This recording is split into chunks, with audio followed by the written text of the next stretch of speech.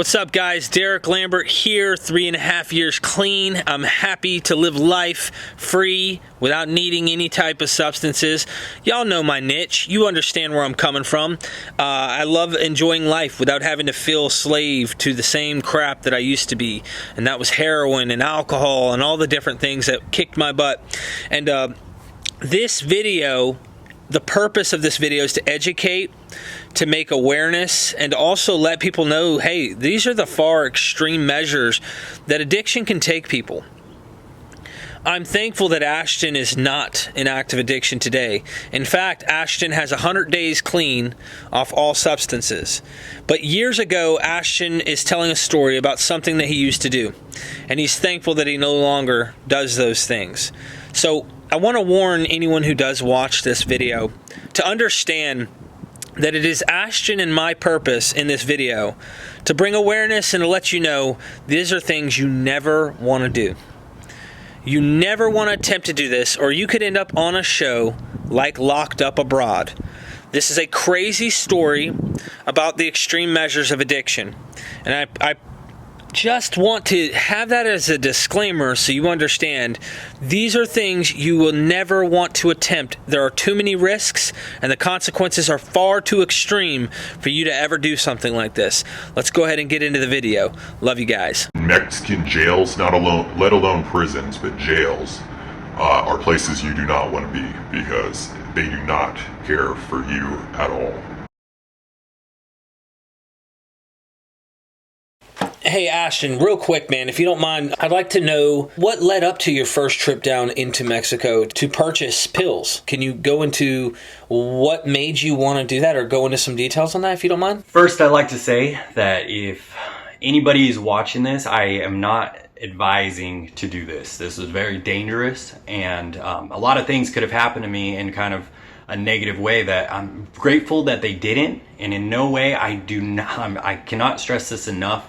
Do not try this because there was a lot of times where I could have gotten in a very bad position. Okay, so before you went down there, though, what were you thinking? You know, what was in your mind, you know, leading up to going down there to do something like this? So starting off, I was down in San Diego. I moved there for the second time, and I was still in active addiction. And I was still buying a lot of oxycodone and also the pressed oxycodones. And a lot of times my dealers even said that they're not pressed, but I know what the real ones look like and I know what the pressed ones look like. It's hard to tell the difference between them, but I did know. And so that was something that I was getting quite frequently. And the prices on them were ridiculous. I was paying probably anywhere between $200 to $250 just for a regular dose, just to make myself feel good. And you know, that's a lot. Like for a 4 to 8 hour time of feeling good, 200 and something bucks. That was just weighing me down already with the cost of living in San Diego being at such a high price. I couldn't afford to do that. So that kind of led me into going down to Mexico. I saw it in a couple of documentaries, and so that was the main thing that got me to go down to Mexico and try to just like look it up. I was looking through Reddit forums at people who have done it. I saw some horror stories about it, but you know what? In my active addiction, I didn't really care, and so that was essentially how I got down to Mexico. I can totally relate to you, bro. I mean, I've done a lot of things myself that I would never have done if it weren't for me being on something that was really clouding my thinking process. So I wanted to ask you, years ago when you did this, obviously, dumb idea. I mean, like, you know, I relate to the idea of like not caring about the consequences. You know, you're more focused on just being able to feel better and affording to be able to feel better, because those prices are really ridiculous. And I know what it's like to break your wallet and want to steal to get more money or do whatever you can to get more money. So if you could you go into like building up to your first time? What happened when you went down there and some of the crazy, scary stuff? So when I was down in San Diego, I lived downtown. And I lived close to a metro station where it would take you all the way literally down to the border. And the border, I also had a passport, and with the passport, I had a card. It's called I think the border crossing card, and that's all you need. You don't need the booklet of a regular passport to get across the border in both Canada and Mexico. So what I would do is I'd go down there, and they'd have two different lines. They'd have one for the Mexican citizens, which you could just walk right in. Like, I'm sure if I had a mustache, I could probably just walk right in and they wouldn't even suspect anything. And then they have a foreigner side. So all foreigners, all Americans, they go through on this one because they got to get checked. And so what happened basically when I went down there is they asked me, hello, sir. What are you going to be doing down in Mexico? How long are you going to be staying here as well? and I said, just for the day, I'm going to get some comida y some cervezas. And basically I'm just saying that I got some, I wanted to get some food, and I wanted to get some beers and margaritas and whatnot. And so so they would give me this little slip. They'd stamp it and give me this slip, and then I was free to go through. So what I did when I was down there is, little did they know, I was down there to score some drugs. And I heard that they were cheaper, and I was willing to take that risk. So you were just going for beers, huh? I think it's interesting because I can relate. We definitely want to find out more details of what you did, what happened, and I know that we're going to go deeper. However, I remember when I was coming back from Afghanistan, they had me in Kuwait. I was passing through Kuwait, and being a contractor, I was not active duty. I could go off base, and I was looking for oxys because I had come across a few while I was in Afghanistan. And when you have that craving, it's there. So I'm looking for oxys in Kuwait. Can't find any oxys. I did find steroids, but I did not find oxys, and I couldn't find alcohol. The only time I could get a hold of some alcohol, because they don't want the American soldiers fighting the Kuwaitis, get American soldiers some alcohol, and they start freaking out. But I did find steroids, and when I hit that flight going up into certain altitude on a German flight to Germany heading back to the States, we could drink. But I can relate. So let's go into more detail, if you don't mind, on what happened when you did cross the border. So when I went through to, when I got through the border crossing, on the other side, there's a lot of people like on the side begging for money, panhandling. And you kind of feel bad for them because they have kids, and they don't look like they're eating much. And whenever I could, I'd give them some pesos whenever I would cross. But that's kind of the first thing you experience coming in is just poverty. It's like completely night and day. Coming from the U.S. side to the Mexican side, it's completely different. And so basically there to cater to the Americans. And I have read online before that it is illegal even for the buyer of what I was going to go after, the pills or the dope or whatever else I could get my hands on. It's extremely illegal. It's a felony. It's like a top class felony in Mexico. So then what I did is I just kept going, I had the kind of temptation of saying, you know what, persistence is what's going to make me win this battle. So I just kept asking, and it was a little nerve-wracking because I did know about those laws in place, and I think it was punishable 5 years minimum if somebody gets caught buying one of these narcotics in Mexico, no matter how small it is. And that's going to a Mexican prison, not, the paradise of a prison probably in comparison in the United States. And so that was a little bit on my mind as well. But, through the act of addiction, I did not care about what consequences came my way. What they had, if they had hydrocodone, oxycodone, dope, doesn't matter. I asked them all these things. And right off the bat, they said they have hydrocodone, they have alprazolam, they have oxycodone. And so And then not only the oxycodone, but they have the real oxycodone and the fake oxycodone. And I asked them, like, how do you have the real stuff? Like, how does that get into the country? He's like, what he said to me was, he said the pill manufacturers are in Mexico. So you don't think that they kind of peddle some off to the Mexicans? And so that was kind of eye-opening for me, because I thought they were all in the United States. So that's the reason why he had the real ones and the pressed ones. The pressed ones obviously coming from the cartels. And so then he asked, so I was like, okay, great, how much are they? And to my surprise, they were a lot cheaper than the Americans. I wouldn't expect them for them to be that much cheaper. And so I had been familiar with taking the fentanyl ones, but I asked him, like, how much are each of the oxycodones? I went straight to the oxycodone. I wasn't gonna mess around with any of the hydrocodones. He said those ones were way too expensive, and I need a lot during that time to actually feel anything.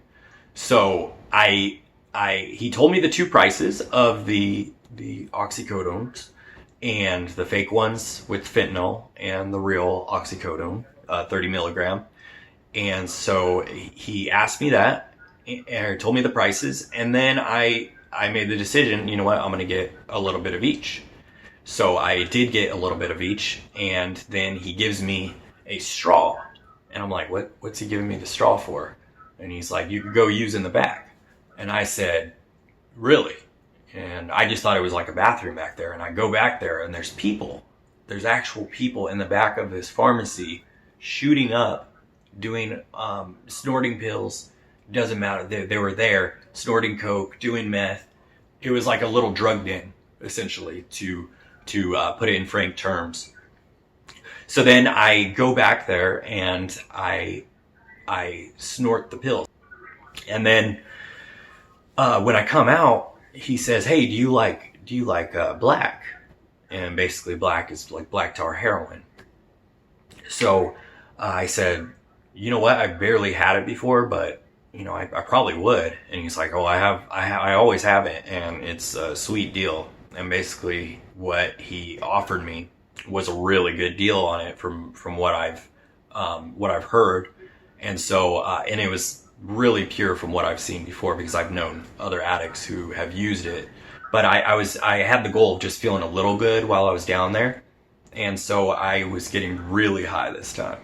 And so I would do the whole, as much as I possibly could. I did about a 0.5 gram smoked black tar heroin on top of the fentanyl, on top of the oxycodone. And so when I did that, I was basically like, okay, you know what? I'm going to wait for this to be out. I'm going to see how I feel. So then I go out, and then I ask him, like, do you know any places that serve really good shrimp tacos? And he said, yeah. And he said, this place right around the corner. And so I went over there, and I got a margarita. I had margaritas, beers, and shrimp tacos. Probably the best shrimp tacos I've ever had. Maybe because I was high, I don't know. But you're getting it from the authentic location. So that's basically what I did as well. So, how did you make it back after all of that? And that's extremely dangerous what you did, obviously. So if you don't mind, tell us how you made it back. And I'm glad that you've learned your lesson, bro. But please, this is a crazy story, man. I'm glad that you're not doing this anymore. After I had gotten done with my meal, I basically had the other half on me, and I didn't want to bring it back with me because, the border agents, if you're coming from the Mexican side, it's a lot more serious. It's not just, letting you in. What'd you do in Mexico? And just letting you in. They will search you, and they have dogs. So I was not about to chance that. So I did a crazy thing, which I do not recommend anybody doing for any circumstances, but in my circumstance, I had to choose either one of two things. The first thing is that I could throw this away or give it to somebody, which didn't sound too appealing to an addict, or I could go back to the place and just use up the rest.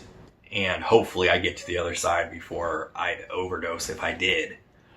So being the addict, that I made the second choice. I went back and used up the rest of it. And to say I was super high would be an understatement.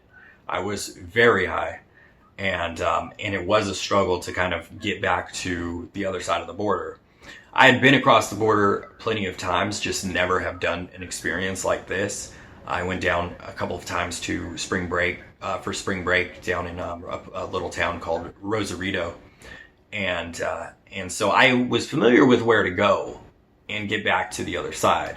So I walked back, and it didn't have anything on me. I just had a wallet and my phone on me. So then I walked back, and then when I walked back, I saw, because you have to walk around this kind of like circular thing going downwards, and it's a pretty good walk. I mean, getting across the border from the other side was a pretty hard task, like in terms of physical exercise, because it's such a long route. But I went back, and then the border agent, I went up, and then the border agent starts questioning me, and he says, "What were you doing down in Mexico?" And I had to say, you know what, I was just down for the day. I wanted some authentic Mexican food. I wanted to go to the beach, just chill out. And to be honest with you, I'm not a good liar at all. And it was so hard every single time I had to do that and lie to them, because they are trained to look this stuff out. And I probably had a look on my face that I was high as can be.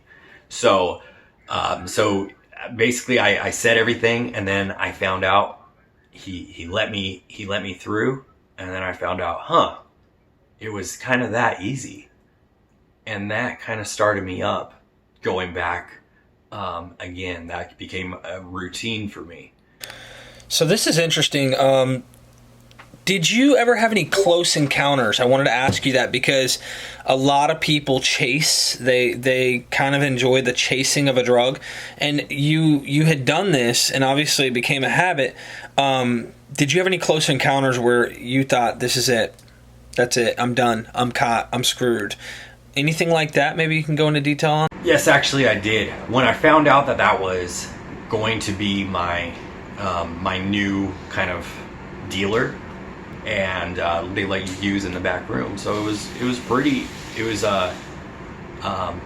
a pretty simple thing for me to make that decision as an addict. And so it would only be probably about an hour and a half, maybe 2 hours every time I went down, and I would just get a bunch and just do it all. And it kind of spiraled out of control. I was doing a huge amounts of the black tar, and a little bit of fentanyl pills too on the side. I was kind of mixing the two, but it did become a regular occurrence, and there was a lot of times where I could have gotten in a bad situation. There's another story I'll tell in another video, but I did end up getting robbed one time, and all my possessions were gone, basically due to me being, kind of high and kind of just in a bad state, and not doing exactly what I always did, and try to keep it cautious. But when you're there in Tijuana, because that was the place I was in, Tijuana, there's military men everywhere, and they're all suited up like there's a war going on, and they come up in these Desert Storm type Jeeps, and they have like the machine gun on the back of the truck or the Jeep, and it's real deal. It's real deal. Like many things could happen. There's cartels there, and they'll seize an opportunity if they catch you alone. Or sometimes they don't even care. They'll do it in public, because they know if anybody snitches on them, their whole family will probably be wiped out. So they don't care. If they see an opportunity to take an American that's vulnerable like that, that's not with people, that's by themselves, and hold him ransom, they'll do that, because it's free money to them. And if they don't get it, I'm sure it's nothing for them to to kill you. So that was a chance I was taking every single time, and I'm so grateful to my higher power that nothing like that ever happened, and I made it here to tell you to this day. Yeah, man, you remind me of that show Locked Up Abroad, when people do crazy, dumb stuff to try and either get money or get drugs and whatever they're trying to do. This sounds a lot like that. And in the mind of an addict, for especially someone who's addicted to the drug, you know, I can get where you were doing. You were thinking, oh, let me go down here because it's cheaper, it's this, it's that. But dude, the consequences way outweigh, you know, anything that benefits out of that being an addict. So I'm glad you're kind of sharing this and letting people know, like, this is something you don't want to do. This is something that is dangerous. I mean, you were robbed, for crying out loud. So any last words you want to give to everybody? Go ahead and let them know, bro. I just want to say I really appreciate you guys hearing my story and hearing of the concerns that could have happened and the kind of circumstances I put myself in as an addict. I'm sure a lot of other addicts can relate to what I was saying and putting themselves in dangerous situations.